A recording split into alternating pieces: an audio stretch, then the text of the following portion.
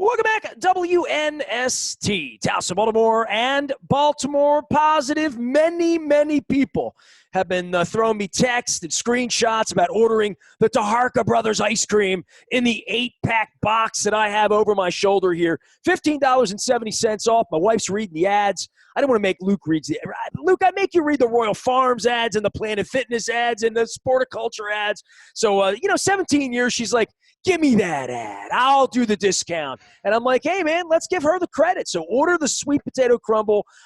Luke, there's a special thing happening on the eve of this Dallas football game as they are christening the Taharka Brothers factory with the eggnog for the season. So I am going to go over and be an honorary churner for some eggnog. They didn't trust me with anything with ingredients that involve crumbles and swirls and lattes and whatnot. They said, man, the eggnog, you can't screw that up. I said, well, I'll be there for the vanilla bean next time. How are you? I know it's been just as strange on your sensibilities as it is on mine. Are they playing Thursday? Are they playing Sunday? Now they're playing Monday. Now they're playing Wednesday. But Wednesday night? No, Wednesday afternoon. And then Dick Cass has a press release. Clearly, Harbaugh's in massive paranoia mode, right? Like, I mean, 3 losses. He never loses 3 in a row. Like, I don't know what to say, but to do dogs or cats when there are 20 players coming back from an illness, we're going to stand here and throw darts as to what's going to happen Tuesday night, right? Yeah, I think we have a pretty good idea, despite the Ravens 15 minutes before their scheduled practice time start on Sunday, moving inside because of this wind in Owings Mills, apparently. Did I breathe? According to John Harbaugh. I think it had much more to do with the fact that, media can't come inside and watch practice in the field house for Lamar Jackson to make his return. But no one cares about that other than media types and, well, anyone who wants to ask media what's going on. But it sounds like Lamar Jackson's going to play. That's the national reports were trickling out early Sunday morning. The media was locked out of practice. John did his typical routine where he's not going to answer any questions from us. So, but we know the 10 days is up. Well, they don't have to sell tickets anymore, so they don't have to worry about that. So. Yeah, you have that too, I suppose. But there's been no indication that Lamar Jackson had any complications with recovering, anything like that. So we assume he's going to be out there. We know that there are some other guys who could be out there, like a Patrick Ricard, a Morgan Cox, Justin Madubuike. We know from a timing standpoint, we shouldn't expect to see Mark Andrews, Matthew Judon, or Willie Snead, but they were the late bloomers, right? They were the late. They were the tail end, this famous tail end that Dr. Sills was talking about of the 4 viruses that lasted 5 days, right? Yeah. Well, 1 out of the 4 strands, the other 3 strands they contained, according to the press release. But slowly but surely, they are moving back to a sense of football normalcy, at least as it relates to 2020 anyway. They're down to, we believe, single digits as far as the COVID list, which is a far cry from where they were even just a week ago. So that's moving in the right direction. And they're going up against the 3-8 football team that they have no excuse not to beat on Tuesday night. Now they have to go out and do it. And we kind of assumed they were going to beat the New England Patriots a few weeks back, and we saw how that played out. But looking at this and understanding this team's talent level, even with a few guys down due to COVID, they should go out and handle business. But as you kind of saw around the league, they're not necessarily going to get a lot of help. Teams that they certainly could have been rooting against on Sunday, they all won. By the way, the league kind of stinks. Sitting around on Sunday and watching these games, there's a lot of teams that stink, and there's a lot of teams that are 8-3 that are pretenders or feel that way to me. And it just feels like a lot of these teams stink. And I don't know whether it's the opt-out or whether it's the coaching. Yeah. I mean, I'm looking on sidelines, and I'm like, who's coaching them now? Who's coaching the Falcons? Who's coaching where? So I get a little bit of that going on, and I don't know. Maybe there's COVID fatigue, political fatigue, rally fatigue, college football and basketball COVID fatigue. I mean, all of this going on. But when's the last time that they played a good football game, Luke? And the last time they did, they had Ronnie Stanley and Nick Boylan. Like, I want to know the last time they look like a plus football team. And when I mean plus, a 10-win football team, which is what we all think they can be. The second half of the Indianapolis game. They played very well in the second half of that game. But that feels like a long time ago, man. But that's been, we're talking about 5 games now since the bye week. And look, they they moved the ball up and down the field on the Steelers in the first meeting, and they outgained them by over 2-1. Lamar Jackson turned the ball over 4 times. So we've seen the glimpses, but in terms of to your point, kind of that complete 60-minute kind of performance, it's been a while. And I mean, even go back before the bye week. I mean, look at what happened in the final 15, 20 minutes of that Philadelphia game that they almost blew a lead there. And, it's not as though the Eagles have exactly looked like a team that, is turning their season around, and so much talk about Carson Wentz and Jalen Hurts and the turmoil there. So, you kind of go back to the beginning of the season and the way they played against the Browns in week 1, and certainly the way they threw the ball, that, that kind of felt very 2019 like. And the complete performances like that have been few and far between. So, to your point, I don't know what we're going to see on Tuesday night in terms of an eyeball test to really impress everyone, especially when you're talking about some key guys that they're still going to be missing. But how about go out and win a football game? How about snap a 3-game Go out, losing play streak? sloppy, do everything wrong, and win by decimals. So yeah, exactly. Get a win. That's where they are at this point. We can keep looking and look. I've been as guilty of this as anyone. I believe last week I said that the Cleveland Browns were a fraudulent 8-3, and look, they almost blew it on Sunday. So you can look at the second half and say, but hey, the Browns are 9-3. At some point, we can keep puffing out our chest and say, well, the Ravens are 6-5. So you are what your record says you are, as the great Coach Bill Parcells used to. Yeah. So at some point in time, we can, as I put it to bed a few weeks back, that we had to stop comparing this team last year because this just isn't that team from a talent standpoint with the injuries now, and just from an efficiency standpoint. Now, the defense, you could talk about that. Yeah, the defense, save for a couple spots here and there, has played at a high caliber, playoff caliber level for most of the season. But the offense, we're going to see what happens. And I think what's going to be interesting is we'll see what the offensive line looks like. McCary and Matt Skura are back, so they have more options there, although Tristan Colon Castillo did a solid job at center for them in really difficult circumstances. So they have more options on the offensive line. You like seeing that. But the big question is going to be, what does Lamar Jackson look like? If you can recall, go back to the Bengals game where he missed practice on Wednesday with the sore knee. The Thursday he was sick, and he did come back to practice on Friday. That wasn't his best performance against the Bengals, and that wasn't this offense's best performance. The defense really led the way in that game. So, I don't need to see Lamar Jackson go out there and throw 4 touchdowns, but you certainly would like to see this offense do enough, one, to win the game, of course, obviously, but they need to get moving, because that was a Cleveland team.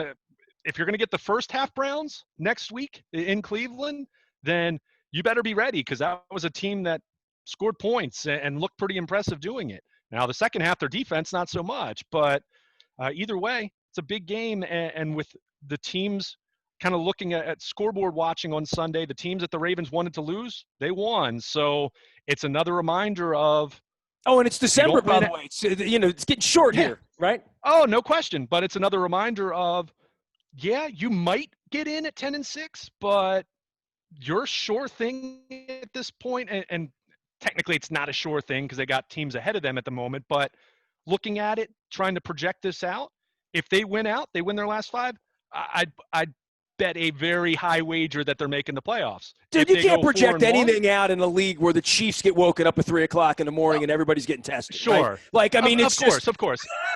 There's always there's always been some of that to a degree, but even more so this year. You're absolutely right. So you don't know, but at the same time, you better not be counting on something like that happening to another team, because there's no guarantee that's going to happen. You need to go out and win football games. And this team, anything less than 11-5, you're holding your breath considerably to see if they're going to get in. Because to your point, there are some really good teams in the league. That's obvious. And it seems like the haves and the have-nots, there's a little more of a gap there this year than there normally is. It feels like a lot of years we'd be talking about more teams being like where the Ravens are, where the Patriots were coming into Sunday, 6-5, 5-6. It feels like we have more teams like, we're not just Pittsburgh and Kansas City, but kind of look at that next tier in the AFC. But then you have those those Jets who snatched defeat from the jaws of victory yet again, and the Jaguars who almost won a football game. You've got some really bad teams in this conference. So yeah, my wife said they're 1-10. I'm like, they're winning. yeah. It's wild. So again, I mean, you do look at some of the teams that are ahead of the Ravens right now, and you look at their schedules and you say, okay, I don't think they're going to win out, but at the same time, if you're the Ravens, you go 4-1. Do you get in at 10-6? There's a decent chance, yeah. But we also know that 10-6 doesn't always get it done. The Ravens have been, in positions where that's potentially happened to them. So you need to take care of business, and it starts with the Cowboys, a team that, you look at them on paper, they don't do anything particularly well. Their defense is horrendous. Yeah, they have Zeke Elliott, but it is. Go look at their defense. They haven't stopped anyone all year. So, but they have Zeke Elliott. I get that. They haven't run the ball particularly well. You look at the offensive line. No Zach Martin, no Cam Irving.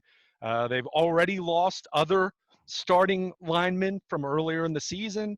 They're down to their second-string quarterback, and yeah, it's Andy Dalton, and he's a pretty good backup compared to most teams, but that's a bad football team, and that's a team that you should go out there and handle. And I can't even give Mike Nolan a hug after the game. This is terrible. Sure. But at the same time, the Ravens are on a little bit of a shorter week, and there's an uncertainty and lack of practice time for Lamar Jackson or whoever else is coming off the list between now and Tuesday night. And the Cowboys are coming off of extra rest. How much does that help them, considering they haven't seen Lamar Jackson? We've always talked about that effect when you haven't seen Lamar in the flesh. Well, you're not very good to begin with. And you're not right, exactly. So we saw a lot of that last year. We saw a lot of teams that weren't very good to begin with, and then they had to go tackle Lamar, like Cincinnati last year. It didn't work out well. Of course. So I'm not going to sit here and try to make some convincing argument on why how the Cowboys could beat the Ravens, but at the same time, I wasn't really feeling I could make a great argument for the Patriots to beat the Ravens. And we saw what happened there. So you got to come out and play good football. And it's that simple. It sounds like there's a good chance Brandon Williams, Calais Campbell could be back for the defensive line. They've practiced on a limited basis the last couple of days, and John Harbaugh said he's, quote, very hopeful. He did answer that question at least. But so you bring those guys back. You feel way better about that run defense, way better about that front, and it makes things that much more difficult for Andy Dalton and company on the other side. So just get the win. And again, there's nothing about this matchup that you look at and say the Ravens should be overly worried about, assuming they come out and play a representative game. And if they do that, they should win. And they get the win, and then you're on to Cleveland against the Browns team that's feeling really good about themselves right now.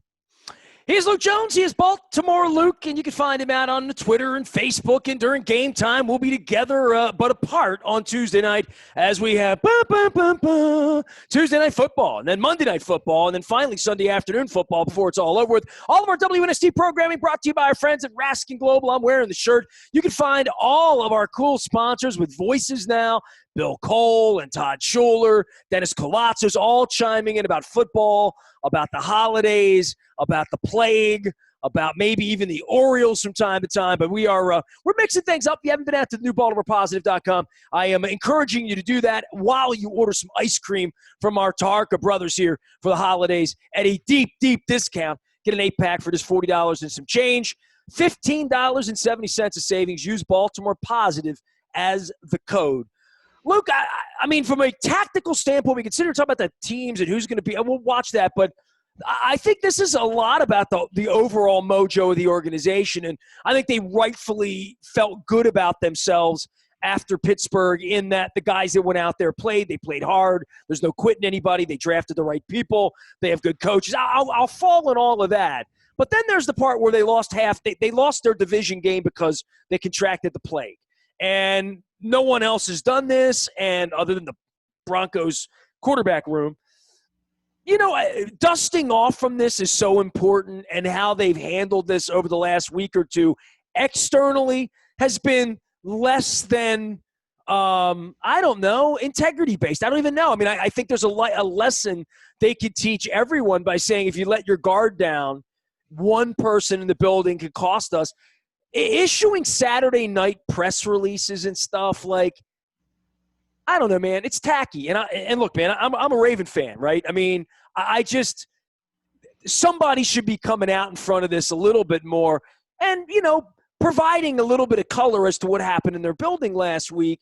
Not that we deserve to know or anything like that, but we deserve to know. They moved the game 4 times, and to issue a press release and say no speaking is, that's not cool for me. It's not cool. Yeah, I'm not going to disagree with you on that. I agree. I'd still like to know, why was the building opened up the Monday afternoon that we found out about Mark Ingram and J.K. Dobbins? Why did that happen?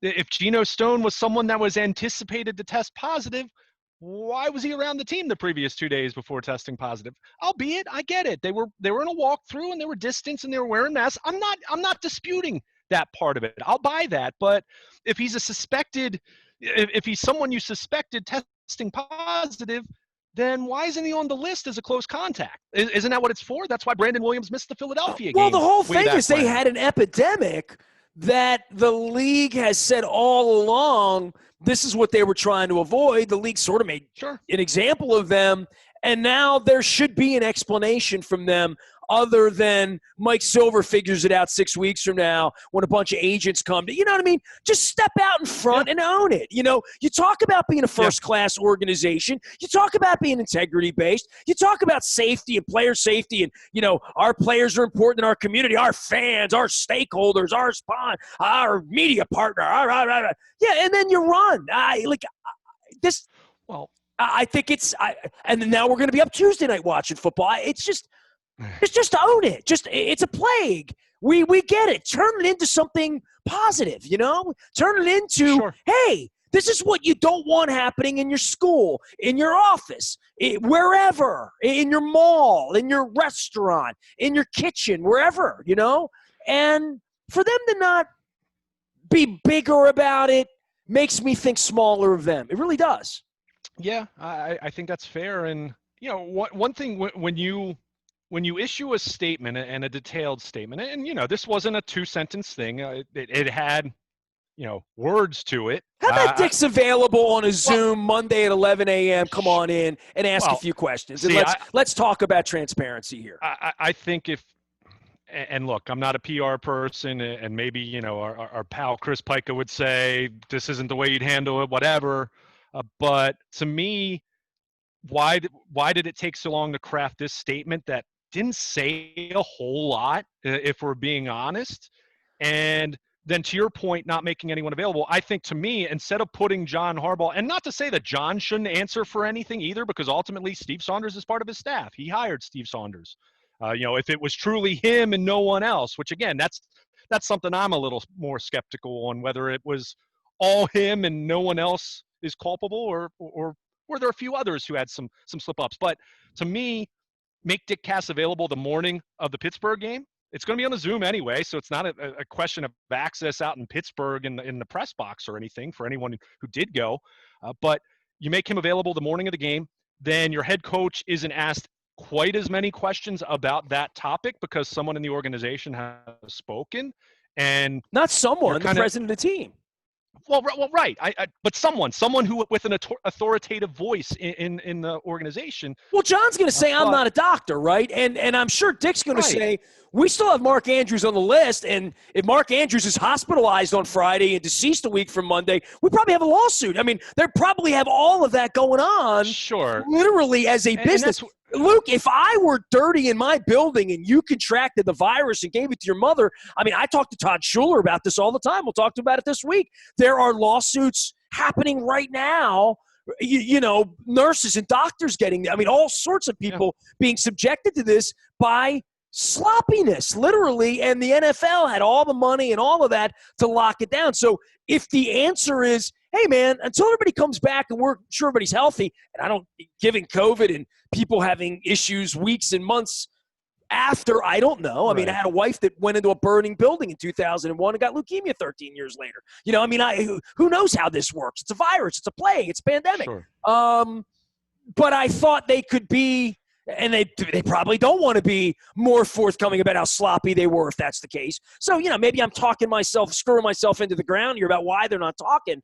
But as a fan and as a consumer of what they do, I've lost respect for all of it, to be really honest with you. I watched the Chiefs play without a quarterback last week. Like, at some point, I thought the league was smarter than this. And look, I'm no dummy when it comes to money or how big business works or, some shamer, out on the internet about this. I mean, I get that they have a business to run. I also know what they say, and then I see what they do. And right.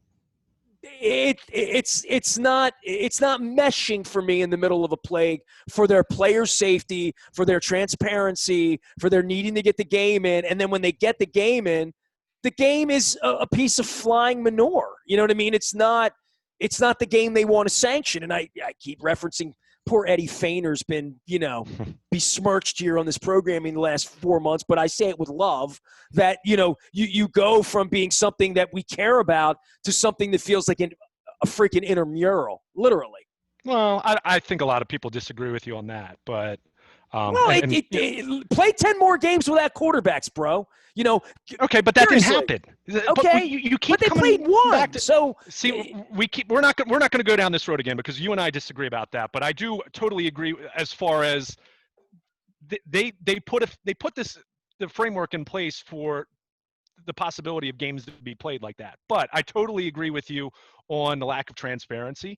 And when you put out a statement and when you say 99% compliance, but you don't name any individuals, I mean, it's reported that it's Steve Saunders, but when you control a message and don't provide a forum for people to ask questions, it's very easy to shape what might have been Steve Saunders, and for all we know, a couple other individuals who slipped up, a few players, another coach. Dude, I'm thinking if you got sick, it's on you. If you let Steve Saunders or anybody else get within 6 feet of you, I have to tell Moeller to stay away from me the 5 times I've been with him because I'm like, dude, 6 feet. Right. My arm's about 5'8", right here, 5'9", so, I mean, if you're wearing a mask and you're washing and you're doing those things, how do 20 people get it? Well, but that's the thing. And then when you just have a blanket statement and you're not going to provide any kind of forum to ask any fair questions. Luke, when I saw that statement, it tells me they know what the strains are, right? With the wristbands and the science,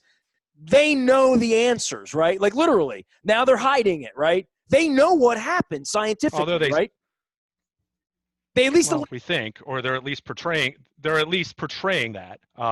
Just like we heard Alan Sills, the doctor, say on last Wednesday, I think it was, that they were at the tail end of the transmission and there were 5 more days worth of positive tests. But the point I was trying to make, though, is when you say 99% compliance and you don't name any individuals specifically, and look, I understand there's a league, to your point, there's liability here, there are legal issues, but when you issue that statement and you don't provide any forum for anyone to ask any questions about it, it's really easy to shape the missteps of maybe a handful of individuals into almost like a composite character, right? And then you say it's one person and everyone assumes, oh, it's Steve Saunders. So, but I hear you. And to me, a long statement like that, issue that.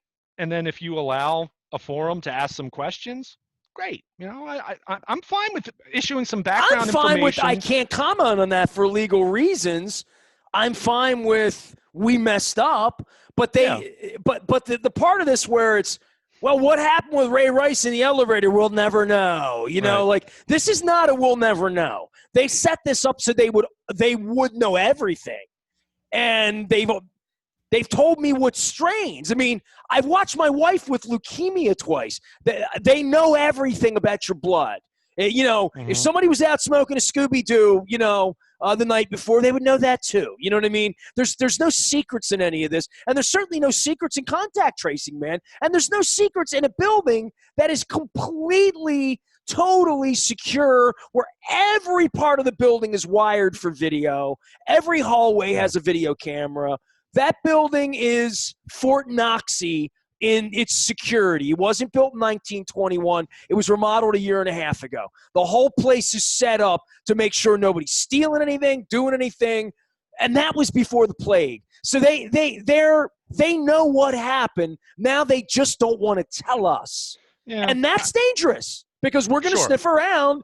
And above and beyond that, that's when you really lose credibility in a relationship, right? When you know the truth and you don't want to share it and you're going to make me go find it, boy, that's when it's not good, and it's a plague, and they should be more forthcoming about what happened so that it doesn't happen again, quite frankly, if they want to be truly helpful. See, I almost wonder if I mean, it's easy to portray that you know exactly what happened, but we're not talking about players and individuals that are in a bubble here. So there is still always the possibility of some community transmission as well, in addition to what has been reported about Steve Saunders. So I'm even okay with 20 of them got it. There was community transmission. Well, but my point there is I'm even okay with saying there are still going to be a couple gaps here and there because it is an open environment ultimately. As much as you said it's a secure building, and yes, it is, but the only way that remains ironclad is if everyone is in that building 24 hours a day, 7 days a week, and no one's leaving. So I'm on the opposite side of what you just said from the standpoint of I'm okay with some admissions of there being a little bit of unknown to it. For me, it's just the not saying anything about it, having your coach say after the game Wednesday that there's going to be a statement, and then it doesn't get released until Saturday afternoon. So that's 3 days later, and then not having any kind of forum to follow up or ask about anything. It's poor. I give them a fail. Chad Steele, you failed. Dick, you failed this week. So I don't know what to say. I think that goes above the PR staff. In fairness to the PR staff, I think that goes far beyond above their pay grade, how the organization's viewing this. That's my understanding of it. Well, fine. Then let the organization step out and do something more than what they've done, which is unacceptable from a fan's perspective that they lost to the Steelers. Unacceptable in the way it played out as a football issue. Unacceptable in the way that it played out as a civic issue. Unacceptable in the way that it played out as a lifestyle issue to play a football game at 3 o'clock in the afternoon and move fans around 3 or 4 times and then never really and saying, oh, you're so important. You've got a purple soul. You're so important to us. You're stakeholders. No speaky. Here to see Chad Steele for the press release on Saturday afternoon. That's just, in the words of John McCain, poor. That's all I'm going to say. Luke, I will see you. Go ahead. I was going to say, then you followed up with closing practice to local media 15 minutes before it was supposed to go down on Sunday. Always engenders goodwill. Always engenders. Batting 1,000 right there. Well, look, man, Harbaugh's ass is chapped, right? They haven't won in a month, right? I mean, you're always feeling like that part of it. I get it. A lot of fans don't care. A lot of fans love the fact that John Harbaugh won't say a single word about who's playing, who's not. But then it wears on you a little bit when national media types are being leaked the information and they're closing practice when you've driven 45 minutes to the facility and then tell you to go home. But no one cares. It's fine. I'm not going to lose sleep over it. One man's decision, I'm sure.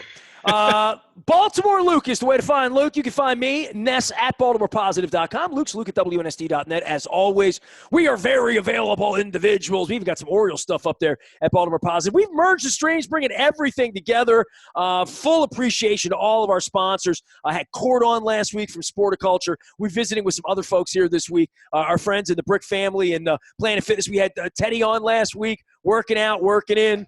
I got to stretch my back out a little bit more, Teddy. I think maybe got to see Dr. Steve over at LA Chiropractic Life as well. Don't forget to order the ice cream. That will fix everything. I've been holding the wake and bake up here.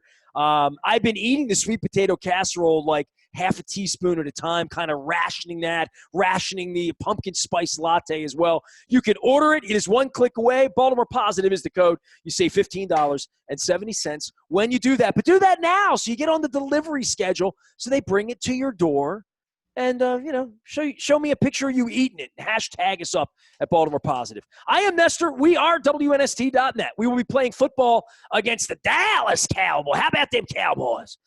Man, only every 8 years they come in. I had a chance to see Jerry Sandusky close down the old girl 12 years ago. I'm like, Oh, my God. It was 12 years ago in Irving, Texas. Wild, right? Holy cow, man. These years slide by quickly. I mean, young Joe Flacco and Willis McGahee. So, I don't know. I tend to think about the time we snuffed Aikman back in 2002. So, hey, or 2000 also, 2000, not 2002, right. 2000 also. I knew you were going to correct me. Pat Summerall Somebody asked me something. Was on the call that day. Somebody Pat asked Summerall, me something. who called him Go ahead. He called him the Baltimore Colts about 5 times. I mean, God rest his soul. I love Pat Summerall and John Madden. I mean, they were the voice of the NFL of my childhood. I mean, you knew it was a big game when it was those guys, but he definitely called them the Baltimore Colts 4 or 5 different times. That season, Baldinger, Summerall, and Madden, and like whatever happened, like some movement happened, and somebody was sick. Maybe Madden was sick. I don't remember, but Baldinger got to do a game with Pat Summerall. And I was with him the next day, up at NFL Films. And, they called some Falcons-Cardinals game or something somewhere, And Pat was at the end at that point. They were bringing in Kenny Albert, Joe Buck, and all that. And man, Baldinger came in and said, called a game with Pat Summerall, Nasty. That's awesome. I may never call a Super Bowl, but I called a game with Pat Summerall. That's pretty good ball. That's great. Absolutely. All right, the Cowboys. Man. The Cowboys. What's left of the Cowboys? We'll see them Tuesday night. We are WNST.net, AM 1570, Towson, Baltimore. And we never stop talking. How about them Cowboys? Baltimore Positive.